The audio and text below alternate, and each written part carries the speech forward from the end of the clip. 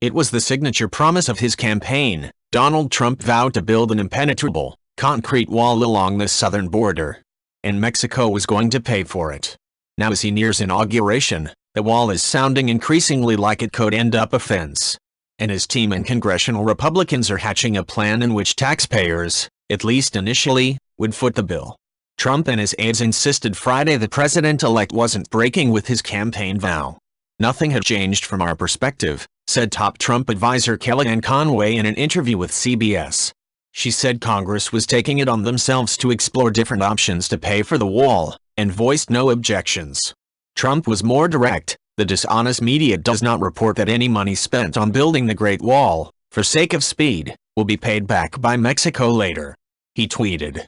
Under the plan being discussed, the new construction would be pushed through without any new border legislation, relying on a 2006 law that authorized more fencing along the southern border. Congress would pay for it in its annual spending bills. Trump told the New York Times in an interview Friday that the spending plan would help speed up the process, and insisted that even if taxpayers pay up front, "we're going to get reimbursed."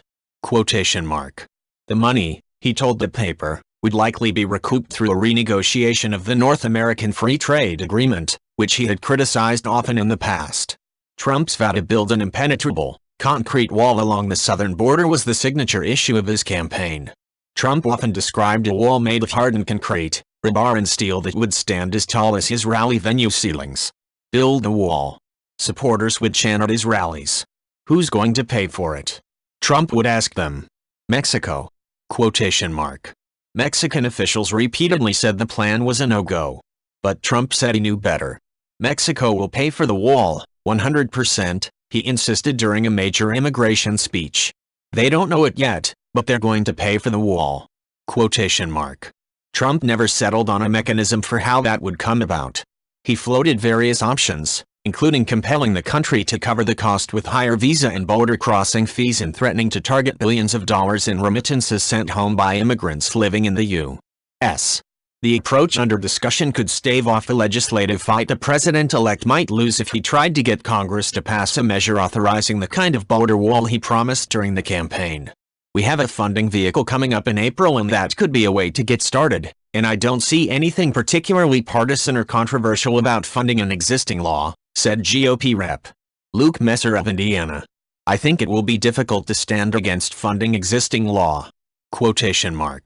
Some people have sort of talked about the question of whether it's backtracking if Mexico somehow doesn't fill out a giant check and mail it to the U.S. Treasury, Messer added. "There are multiple ways to fund this where, in effect, Mexico is paying for it." Some lawmakers and others argued Congress has wide latitude to fund additional construction along the 2,000-mile border even without new authorizing legislation. The Secure Fence Act of 2006 allowed 700 miles, most of which has already been built, but some areas are in much better shape than others and long stretches are made up of fencing that stops vehicles but not pedestrians. But that legislation also describes layers of reinforced fencing, not the kind of wall Trump had described. Trump aides did not respond to questions about whether building a fence instead of a wall would represent a broken campaign promise. During a post-election interview on 60 Minutes, Trump said he would be open to a fence, at least along some stretches. "For certain areas I would, but certain areas, a wall is more appropriate," he said then. "I'm very good at this, it's called construction." Current government funding expires in April, setting the stage for a skirmish then overspending on the border, and a potential showdown if the administration does try to include major new funding for a wall. If Senate Democrats try to block the move, it could threaten a government shutdown. Leon Fresco, a former top aide to now Senate Minority Leader Chuck Schumer, said that while Congress could have wide latitude in funding border construction through the appropriations process, GOP attempts to do so could run into trouble. "They're trying to use the April funding deadline to jam the funding of the border," Fresco said, arguing that it amounts to a GOP gambit to get the 60 votes they need in the Senate by forcing a government showdown. "If Mexico were really going to pay for the wall," he added, "a funding fight on Capitol Hill would be unnecessary."